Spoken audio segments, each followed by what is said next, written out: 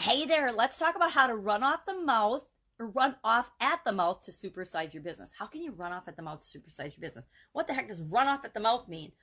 It is a relatively new idiom, a relatively new expression from around the 1900s.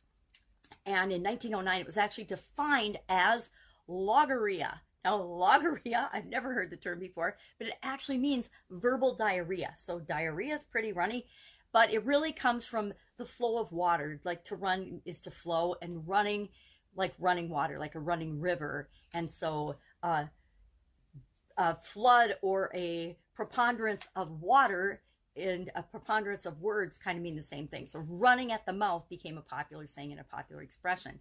Now, I chose Lucy to share today because Lucy from the Peanuts cartoon reminds me of someone, and at a young age, that I experienced the behavior of running at the mouth. Lucy in the cartoon tended to lecture everybody, be the expert. How many of us know a know-it-all who knows everything? And if you ask them a question, God forbid, they will talk your ear off for at least a half an hour about all of the things that they know about the subject or the question that you asked and what you should do about it. I know a few people like that. Maybe I used to be like that when I was younger, and that's why I know some people like that. So, talking nonstop, sharing a ton of information.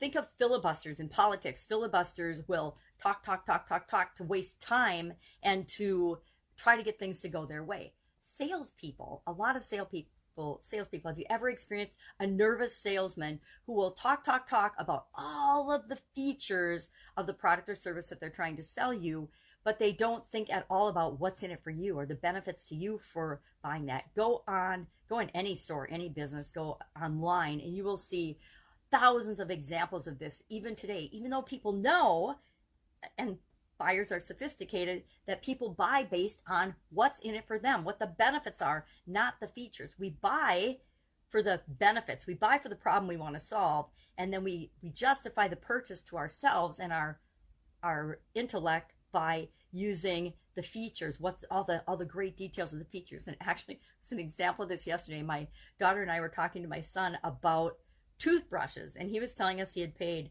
$297 for a toothbrush. And then as he said that, we both were a little aghast. He was explaining all of the reasons why. The next cheaper version was $209, but he got all these benefits, all these other features, all these things, all these attachments by buying the more expensive version of the toothpaste. We see this in marketing all the time.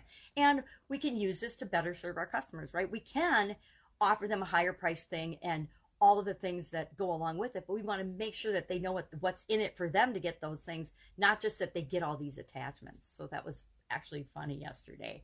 So we've all had a friend or a coworker or somebody that just talks, spills everything, shares everything, talks nonstop, can't stand a second of silence for whatever reason, and it usually boils down to some sort of fear. Salesmen that focus only on the features are afraid they're not going to make the sale if they don't give you enough reasons and give you every single detail. So they will talk your ear off to the point of you getting confused. What happens to somebody that gets confused? A confused mind says no.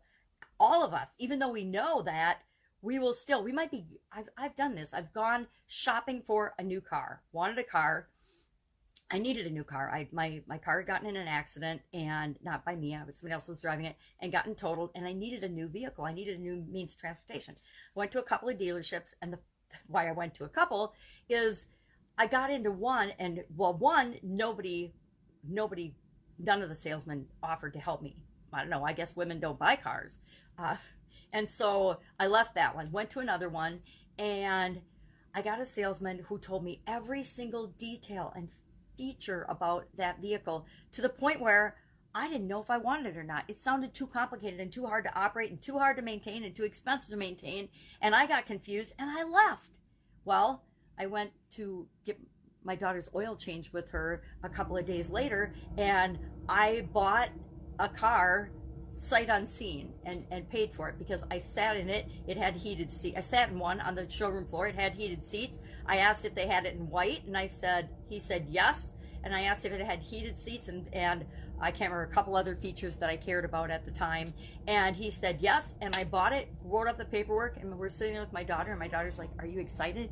I'm like, I don't know, I haven't even seen the car. I said, I guess so. I needed a vehicle. And so that's an example of, we care about the things as consumers that are important to us. We had a problem. I had a problem. I had no vehicle. I needed a vehicle. But instead of the person trying to get me in a vehicle at those previous dealerships, they were too scared and they were too busy trying to sell me the thing that they wanted to sell me, and presenting it in a way that covered up their insecurities and fear about making a sale. And because of that, they confused me and they lost the sale.